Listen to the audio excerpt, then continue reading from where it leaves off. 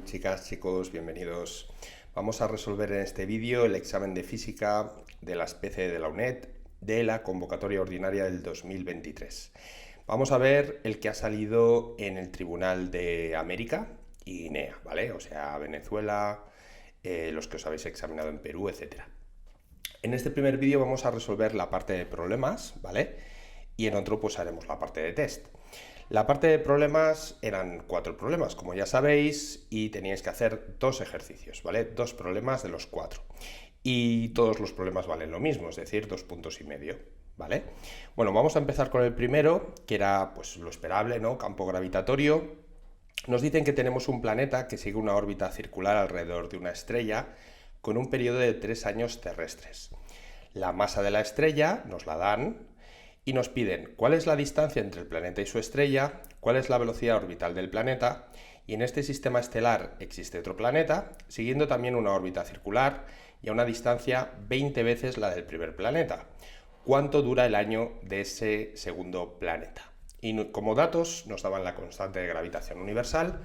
Bueno, pues lo primero que vamos a hacer es, como siempre, asegurarnos de que todos los datos que nos daban estaban en el sistema internacional.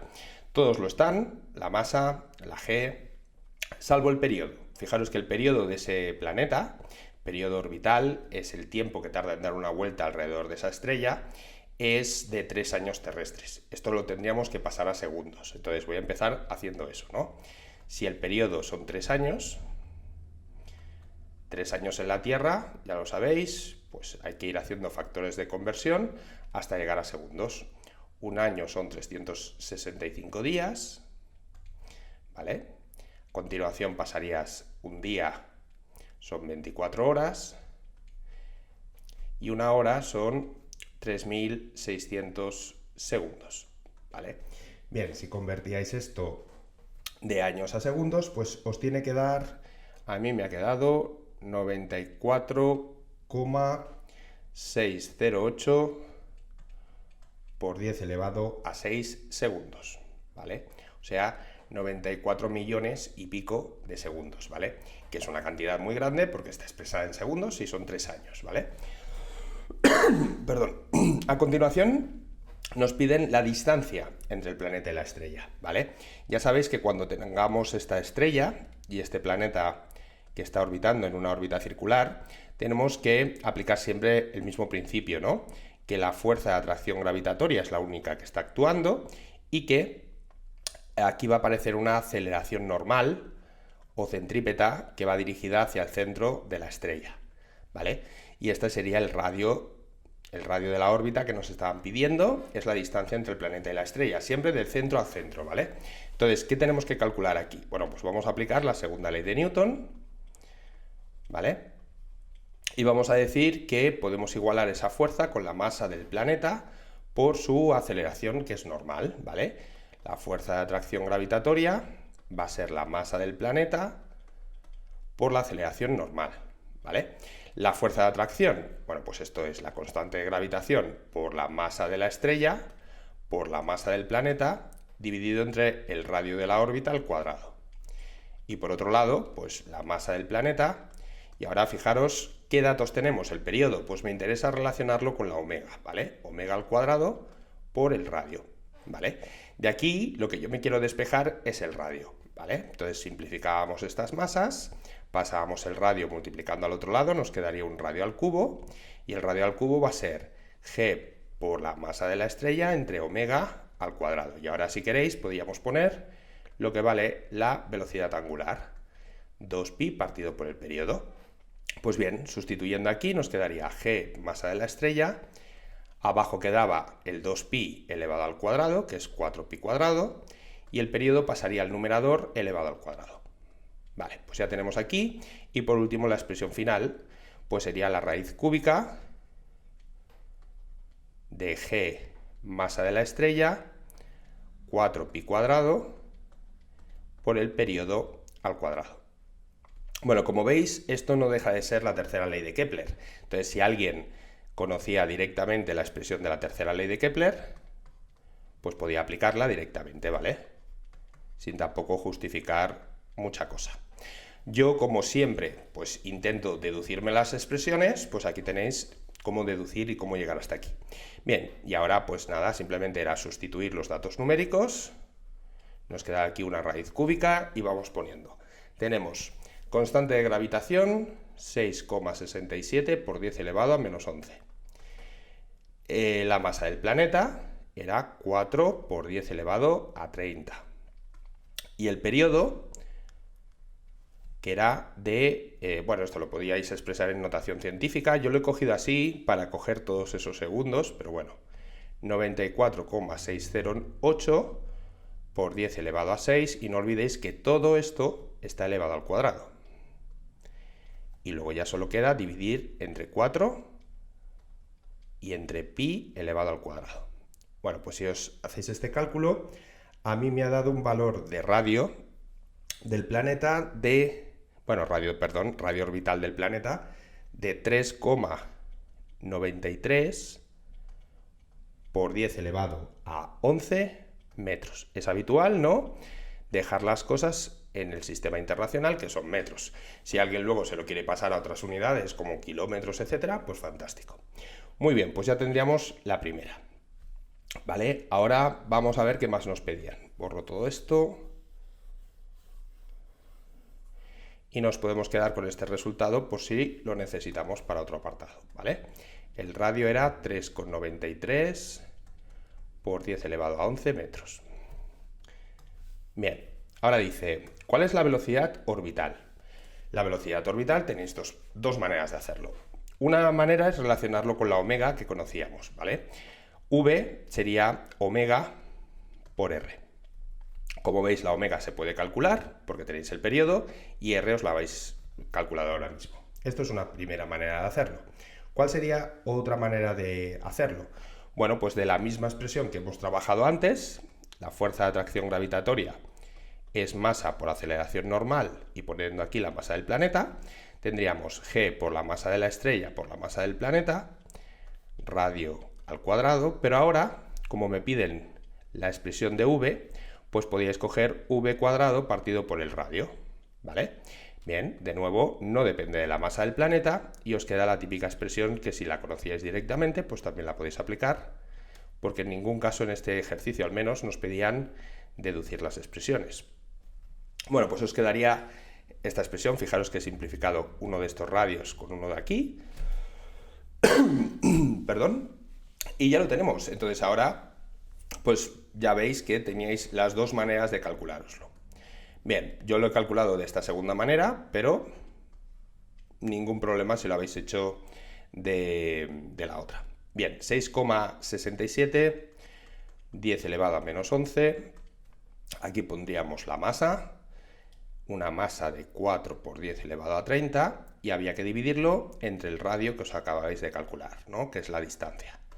3,93 por 10 elevado a 11. Bueno, pues a mí este resultado me ha quedado 26,07 por 10 elevado a 3 metros por segundo, que quiere decir que este este planeta se está moviendo a una velocidad de 26,07 kilómetros por segundo. Si queréis ponerlo en kilómetros, tampoco pasa nada. Lo importante es siempre trabajar en el sistema internacional y luego, si queréis dar otras unidades equivalentes, pues ya está. Muy bien, y nos queda una pregunta. Vale, la última pregunta, ¿cuál era? Bueno, pues la última pregunta, la C, era simplemente relacionar periodos y radios orbitales de dos planetas que están girando alrededor de la misma estrella. Ya sabéis que esto es directamente la tercera ley de Kepler, ¿vale? De lo que hemos deducido, fijaros que yo puedo aplicar lo siguiente. Si yo tengo el radio de un planeta al cubo entre su periodo al cuadrado, esto va a ser siempre una constante, porque solo depende de la masa de la estrella. Entonces, como la masa de la estrella siempre es la misma, todos los planetas que orbiten esa estrella con una órbita circular cumplirían la misma relación. De eso consiste la tercera ley de Kepler. Bueno, pues aquí lo teníais. Como me pedían el periodo 2, pues yo el periodo 2 lo puedo despejar de aquí, pasabais este lado multiplicando, el radio dividiendo, y nos quedaría una relación de radios que estaría elevado a 3 medios, porque tengo que sacar la raíz cuadrada, 3 medios, por el periodo del planeta original, ¿vale? Bueno, ¿qué más sabemos? Pues dice el enunciado que estaba a una distancia 20 veces del primer planeta, es decir, la distancia del segundo planeta era 20 veces la distancia del primero, así que yo ya sé lo que vale esta relación. Valía 20, así que esto no era más que 20 elevado a 3 medios por el periodo 1. Bien, pues si os hacéis este cálculo, la raíz cuadrada de 20 elevado al cubo os va a dar, os lo digo porque creo que lo he puesto directamente el valor, voy a calcularme esto cuánto es, vamos a ver, sí, os tenía que quedar unas 89,44 veces el periodo 1, y el periodo 1 eran años terrestres. Como me piden cuánto dura el año de este segundo planeta, pues hombre, yo lo expresaría también en años terrestres, ¿no? 89,44 por 3. Bien, y a mí esto me ha dado un resultado de 268,33. 268,33 años en la Tierra, ¿no? Terrestres. Y aquí, ¿por qué no lo paso a segundos? Lo podríais pasar a segundos, pero como el enunciado me ha puesto años terrestres, pues me ha parecido más lógico expresar el resultado en años terrestres, ¿vale? Muy bien, pues ya tendríamos el primer ejercicio, que como veis, pues no era muy complicado, la verdad. Vamos con el ejercicio 2. El ejercicio 2 es de inducción electromagnética, ¿vale? Que llevan años preguntándolo y ya os advertí que esto podía salir, y de hecho nos han puesto un ejercicio bastante clásico, ¿vale? Tenemos algo así, voy a dibujarlo así como un poquito en perspectiva, cosa que también nos pedían luego, ¿no?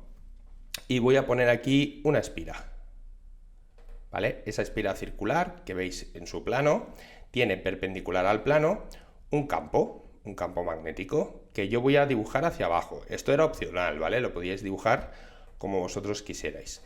Pero este campo dice el enunciado que varía con el tiempo, ¿vale? Bien, ¿qué quiere decir esto? Bueno, pues que, como veis, la expresión del campo, 2t más 3, va a ir aumentando a medida que el tiempo va pasando, ¿vale? Entonces, va a ir aumentando el flujo que vamos a tener a través de esta espira, ¿vale? Tenemos aquí un vector de superficie, que lo voy a situar paralelo al vector del campo, de manera que ya me puedo calcular la expresión del flujo magnético. El flujo magnético es el producto escalar de B, que variará con el tiempo, por S, que no varía con el tiempo, ¿vale? Entonces, ¿qué nos queda? Módulo por el coseno del ángulo que forman, como ya sabéis. ¿Y qué ángulo forman? Hombre, son paralelos, tal y como yo lo he puesto, por lo tanto, 0. Así que ya tenemos que el flujo sería B por S por el coseno de 0. Coseno de 0 vale 1, así que nos quedaba B por S. Las unidades de flujo son Webers. Bueno, lo vamos a desarrollar un poquito, ¿no? ¿Cuánto valdría esta superficie? La superficie de una espira circular. Bueno, pues la superficie es pi por el radio al cuadrado. Y el radio estaba en centímetros. Ojo con eso. 3 centímetros son 0,03 metros. ¿Vale? Bien, por otro lado, B nos daba la expresión. El módulo de B iba variando con el tiempo según 2t más 3. Y dice en unidades del sistema internacional, lo cual quiere decir que estos son teslas. Y ahora ya solo teníais que multiplicarlo todo. Bueno, pues vamos a poner la superficie delante, sería pi por el radio 0,03 elevado al cuadrado por 2t más 3 Webers. Luego, a partir de aquí ya, pues el que se lo quiera multiplicar, a mí no me gusta poner el valor de pi, a no ser que sea estrictamente necesario, es decir, yo lo suelo dejar siempre expresado en función de pi. Bueno, pues esto os quedaría la siguiente expresión. A mí me ha quedado 9pi por 10 elevado a menos 4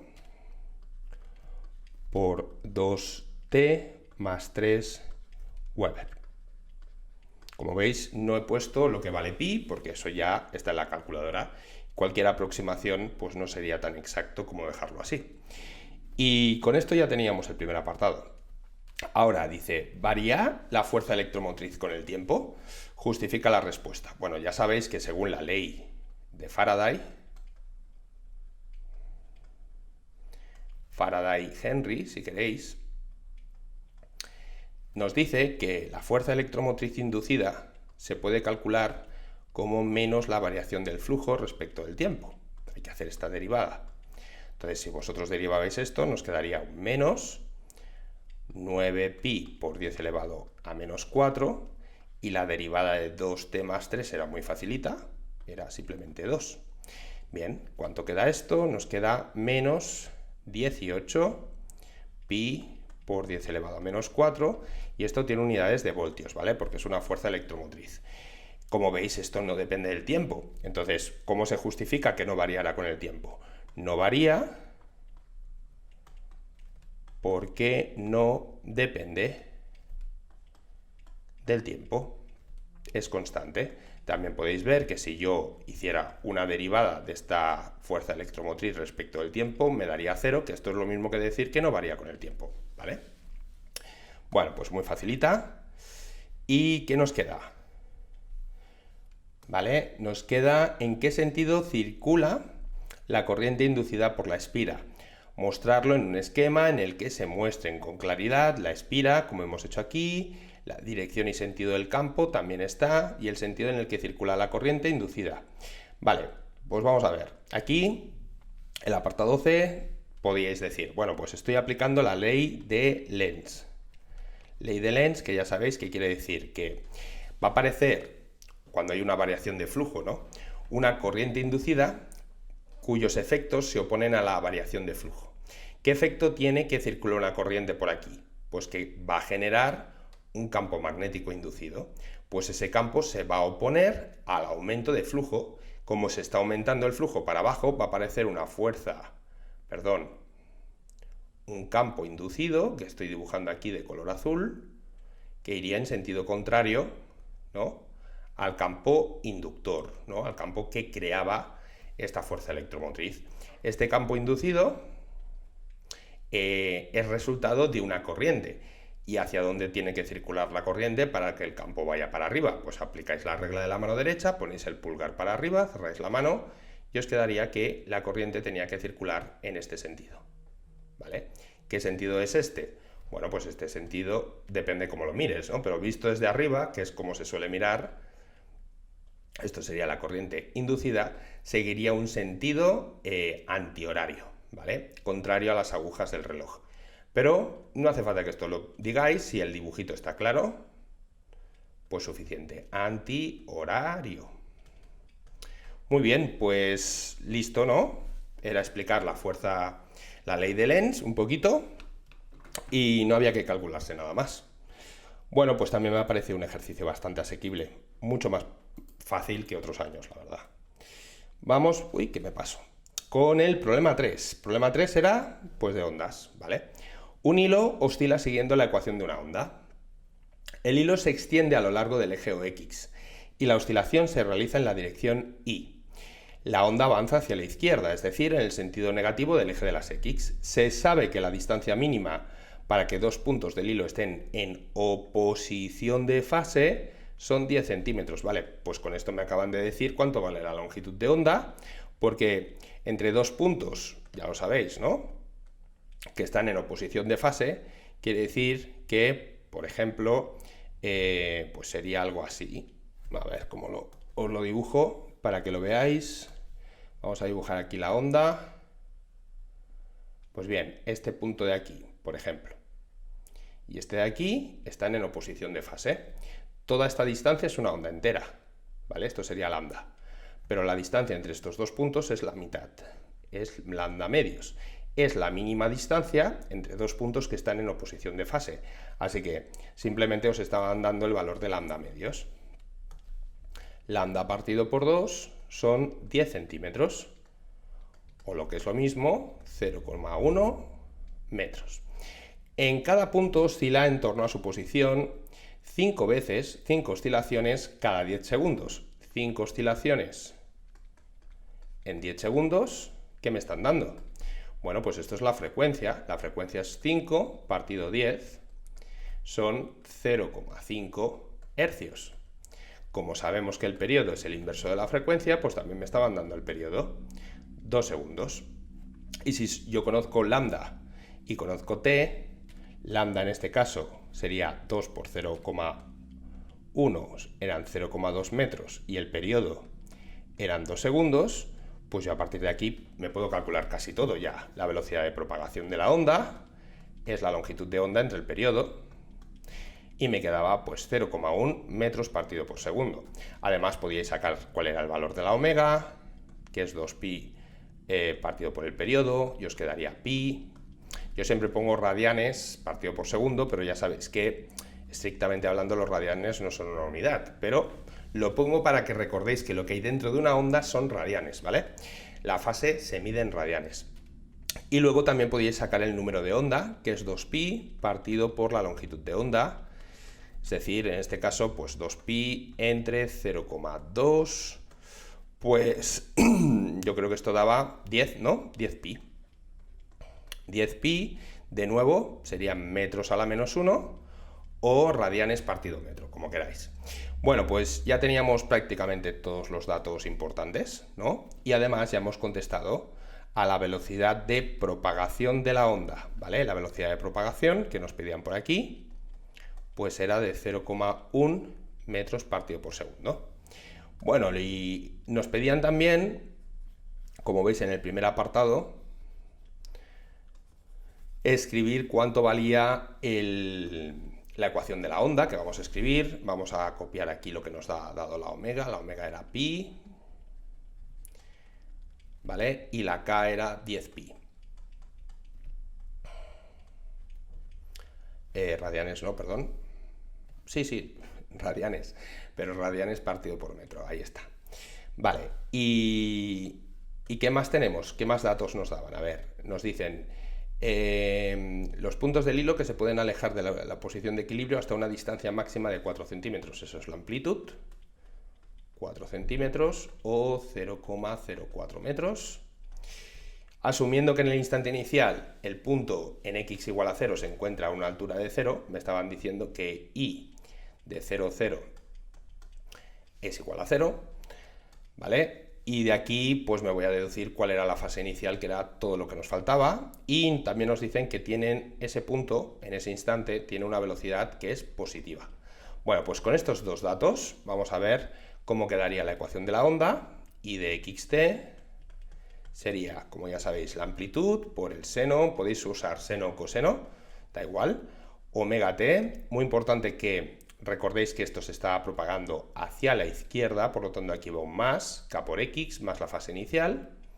Si yo esto lo evalúo en el 0, 0, me quedaría solamente a por el seno de la fase inicial, y como el seno de la fase inicial vale 0, pues ¿qué tiene que pasar para que el seno de algo valga 0? Esa es la pregunta, ¿no? Bueno, pues como siempre nos hacemos el circulito y vemos que tenemos que estar aquí o aquí. Hay dos posibilidades, 0 radianes o pi radianes. ¿Cuál de las dos es? Pues habrá que verlo con la expresión de la velocidad. Entonces, si yo me calculo la expresión de la velocidad, que ya sabéis que es derivar la elongación respecto al tiempo, os quedaba a por un coseno por omega más kx más la fase inicial. Evaluado en ese punto y en ese instante que nos decían, en el 0, 0, pues esto sería a omega por el coseno de la fase inicial. Así que como yo sé que esta que esta velocidad tiene que ser positiva, teníais que mirar dónde, en pi o en 0, esta velocidad va a ser positiva. Pues hombre, está claro que en pi el coseno de pi vale menos 1 y el coseno de 0 vale 1. Así que para que esto se cumpla, la única posibilidad es que la fase inicial sea de 0 radianes, ¿vale? 0 radianes. Así que ya teníamos cuál era la fase inicial, que era esta. Bueno, pues ya tenemos todos los datos y por lo tanto ya podemos escribirnos la ecuación de la onda conociendo la fase, que era de 0. Pues venga, vamos a escribir cómo nos ha quedado. y de xt sería, por lo tanto, la amplitud, ¿vale? La amplitud era 0,04 metros. Lo podíais dejar en centímetros, pero teníais que indicar que eran centímetros, ¿vale? Por el seno de omega, omega era pi, por el tiempo, más k, que era 10pi, por la x, más la fase inicial, que es 0. Y esto tiene unidades, tal y como yo lo he escrito, de metros. Estamos en el sistema internacional. La x son metros, el tiempo son segundos, etcétera, etcétera. Bien, y ahora, con esto ya tenemos la expresión. Nos pedían, ¿cuál es la velocidad máxima que alcanza cada punto del hilo? Ahí se está refiriendo a la velocidad, obviamente, de vibración, ¿no? De oscilación.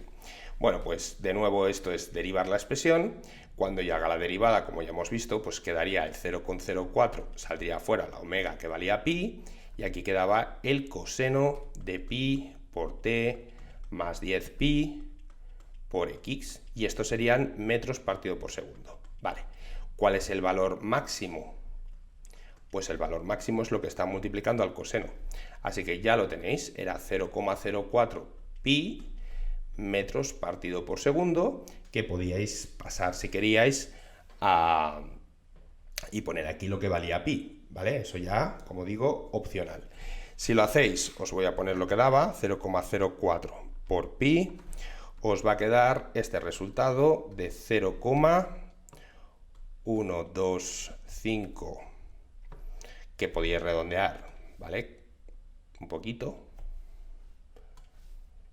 0,126 metros partido por segundo. Si alguien lo quería pasar a centímetros, pues 12,6 centímetros partido por segundo, ¿vale? Bien, este sería mi valor máximo de velocidad de oscilación, de vibración que tenía cada punto del hilo, como indicaba aquí. Bueno, pues ya lo hemos resuelto todo. Vamos con el último. Bueno, pues nos va a sorprender que el último fuera exactamente el mismo, pero el mismo, ¿vale? Que salió en la convocatoria de septiembre aquí en España.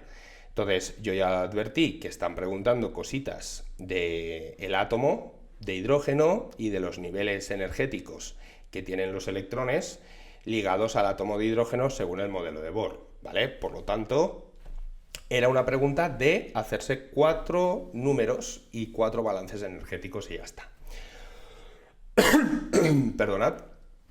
Venga, la energía en electronvoltios de los niveles energéticos del electrón ligado al átomo de hidrógeno viene dado por la siguiente fórmula, siendo n un número entero. Muy bien. Calcular la longitud de onda en nanómetros, importante, nos lo piden en nanómetros, del fotón emitido cuando el electrón salta del nivel 3 hasta el estado fundamental. El estado fundamental es el nivel 1. Entonces, ¿qué quiere decir esto? Bueno, pues que si yo tengo aquí mi átomo de hidrógeno, imaginaros, esto es el núcleo, este es el estado fundamental, aquí tendríamos un electrón, este es el nivel 2, nivel 3, no todos los niveles, no todas las órbitas, si queréis, son permitidas, y eso pues lo dedujo Bohr, ¿vale? Entonces, si yo estoy pasando del nivel 3, n igual a 3, al nivel 1, esa diferencia de energía, yo voy a tener más energía en el nivel 3 siempre que en el nivel 1, siempre, porque estoy más alejado. Pues la diferencia de energía cuando esto pasa a este nivel se desprende, y ese desprendimiento de energía se emite un fotón que tiene esa energía. Es el fotón emitido que nos están diciendo aquí, ¿no? Un fotón emitido cuando pasamos del nivel 3 al nivel 1. Me están pidiendo la longitud de onda de este fotón.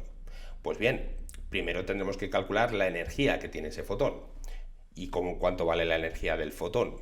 Bueno, pues la energía del fotón emitido va a ser la diferencia de energías.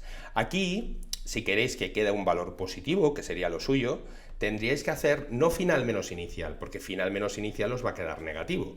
Pero esa interpretación del signo es simplemente que la energía se está emitiendo, está radiando energía, pierde energía el electrón en forma de luz, ¿vale? Entonces simplemente podíais coger un valor absoluto si queríais, o hacerlo al revés, ¿vale? En cualquier caso, esto sería el nivel 3, que tenía más energía, menos el nivel 1, que tiene menos energía.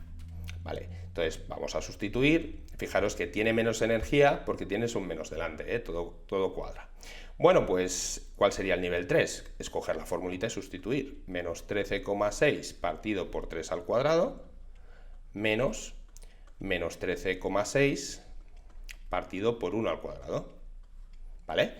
Y bien, si os hacíais este cálculo, a mí esto me ha quedado, pero lo voy a volver a calcular porque nunca se sabe, me puedo haber equivocado. Bueno, pues esto entre 9, le cambiabais el signo y lo sumábamos 13,6. Sí, es coherente con lo que me ha dado antes. 12,08888, que podíais poner pues 89 si queríais. Y esto, ojo, que está en electronvoltios, ¿vale? Estos son electronvoltios. Claro, yo con electronvoltios, fijaros que no son unidades del sistema internacional, pues yo esto me lo pasaría, cambiaría las unidades a julios, ¿vale? Un electronvoltio tiene una energía en julios equivalente, ¿no?, de la carga de un electrón multiplicado por un voltio, con lo cual esto es 1,6 por 10 elevado a menos 19 julios. Vale, pues bien, con este cálculo vamos a ver cuánto daba esto.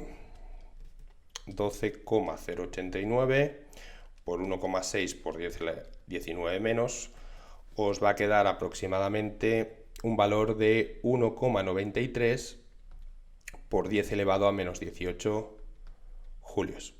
Fijaros que en el apartado C me pedían justamente calcular las energías en electronvoltios de los fotones del apartado A y B. Bueno, pues el del apartado A ya lo tengo. La energía del fotón del apartado A, me la acabo de calcular, era de 12,089 electronvoltios. Pues ya lo puedo dejar porque esto me lo pedían luego, ¿vale? Pero bueno, voy a seguir trabajando con julios y ahora ¿qué hacemos?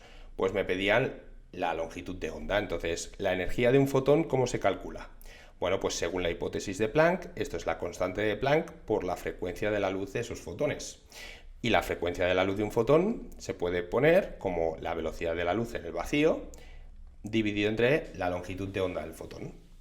Así que si juntamos todas estas cosas tendríamos lo siguiente.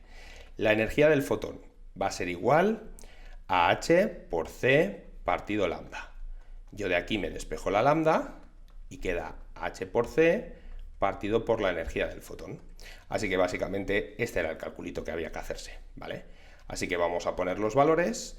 H, 6,63 por 10 elevado a menos 34.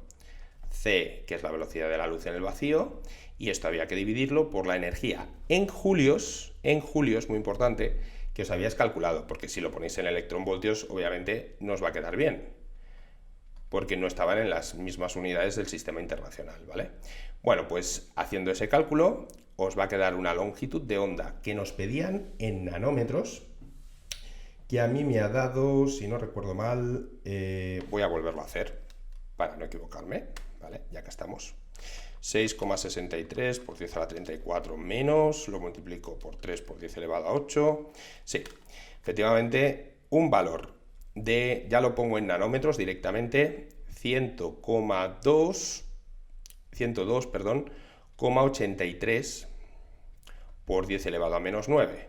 ¿Lo veis? Bueno, pues ese era el resultado del fotón A en nanómetros. Son 102,83 nanómetros, ¿vale? Y esto era lo que me pedían en el apartado A. Muy bien, pues ya hemos calculado el primero. Y vamos con el apartado siguiente. Bueno, el apartado siguiente es el mismo procedimiento, pero al revés. Es decir, ahora yo tengo un electrón que está en el estado fundamental y quiero arrancarlo, ¿no? Entonces, si lo quiero arrancar, quiero que esto llegue hasta un estado en el infinito. Y ese estado en el infinito se representa por n igual a infinito, desde n igual a 1, ¿vale? Entonces, como veis, para que esto lo consigamos, le tenemos que emitir ahora un fotón. Ese fotón va a tener una energía suficiente como para ionizar el átomo de hidrógeno. Ionizar el átomo de hidrógeno quiere decir que pasemos del hidrógeno al hidrógeno más un electrón. ¿Lo entendéis? Bueno, pues para que esto suceda, lo vamos a tener que calcular el balance energético y luego la longitud de onda mínima. Esto está mal. No es mínima. Lo han puesto mínima, pero no es mínima. Sería la máxima. Ahora veréis por qué, ¿vale? Pero bueno, en cualquier caso, supongo que esto es un pequeño error. Que debe tener un fotón para ionizar un átomo de hidrógeno que está en su estado fundamental. Vale, pues fijaros que ese balance energético, esa diferencia de energía, sería la energía del fotón del apartado B que vamos a calcularnos. Va a ser la... aquí sí que, fijaros, cuando me voy afuera estoy aumentando la energía, así que sería la energía final menos la energía inicial. Y en este caso cogeríamos menos 13,6 partido por infinito al cuadrado, si queréis, menos 13,6 partido por 1 al cuadrado. ¿Veis el balance? ¿Qué pasa? Que algo partido por infinito, como ya sabéis, vale 0, y simplemente os va a quedar ese valor de 13,6 electronvoltios. Así que la energía del fotón en el apartado B, en electronvoltios, era 13,6 electronvoltios. Fijaros que con esto acabamos de responder el apartado C, porque ya tenemos la del fotón A y la del fotón B, ¿vale? Y ya solo queda, de nuevo, aplicar la misma formulita que antes. Vamos a convertir estos electronvoltios, igual que antes, a julios, con el mismo procedimiento. Un electronvoltio, 1,6 por 10 elevado a menos 19 julios. Vamos a poner cuánto era esto en julios, pues 30,6 por 1,6 por 10 elevado a 19 menos. Bien, y esto os va a quedar un valor de 2,176 por 10 elevado a menos 18. Bien, la formulita que hemos calculado antes era que esto va a ser H por C partido por la energía del fotón, ¿verdad? Entonces, fijaros que cuanto mayor energía requieres, menor es la longitud de onda. Lo podríais ver al revés. La energía de un fotón es H por C partido lambda. Entonces, si esto aumenta, esto se hace más pequeño. Entonces, necesariamente, ¿yo qué quiero? Una longitud de onda mínima, ¿vale? Querría decir que puede seguir aumentando. Si sigue aumentando, esto se me hace más pequeño y no se ionizaría. Así que este valor no es un mínimo, es un máximo. Sería correcto decir la frecuencia de onda mínima. Esto, o sea, la frecuencia de la onda mínima sí, pero la longitud de onda no era la mínima, era la máxima. Pero bueno, aquí se equivocaron seguramente. Está copiado literalmente del enunciado, pero yo creo que eso era un pequeño error. Bueno, en cualquier caso, no pasa nada. Para calcularse el ejercicio era simplemente volver a sustituir en la formulita, ¿vale? Pues venga, vamos a poner ya lo que nos pedían. La longitud de onda del fotón del apartado B sería H por C partido por la energía de ese fotón. Igual que hemos hecho antes, 6,63 por 10 elevado a menos 34, lo multiplicabais por 3 por 10 elevado a 8 y lo teníais que dividir por la energía, pero igual que antes, en julios, que estaba aquí. Es decir, 2,176 por 10 elevado a menos 18 julios. Y ya lo tenéis. Este sería el resultado, que os voy a calcular de nuevo por si acaso, por 6,63 por 10 a la 34 menos y por 3 por 10 elevado a 8. Vale. Bueno, pues a mí esto me ha quedado 9,14, pero hay que expresarlo en nanómetros, pues 91,4 nanómetros. Bueno, si queríais poner dos decimales, con 41, ¿vale? Por 10 elevado a menos 9, o lo que es lo mismo, 91,41 nanómetros, porque estos son metros, 10 a la menos 9 es nano. Bueno, pues ya lo habéis visto, tampoco era un ejercicio muy complicado. De hecho, si habíais visto nuestro vídeo con la resolución de septiembre, pues es que era clavado. Y lo único, pues que si no recuerdo mal, en el ejercicio de septiembre, en lugar de poner la expresión en electronvoltios, la ponían directamente en julios, pero pasar de electronvoltios a julios, pues tampoco es muy difícil. Así que nada, chicos, espero que os haya servido esta resolución y que os fuera muy bien. Y bueno, pues luego resolveremos también la parte de test, a ver qué tal, ¿vale? Venga, muchas gracias y hasta el próximo vídeo.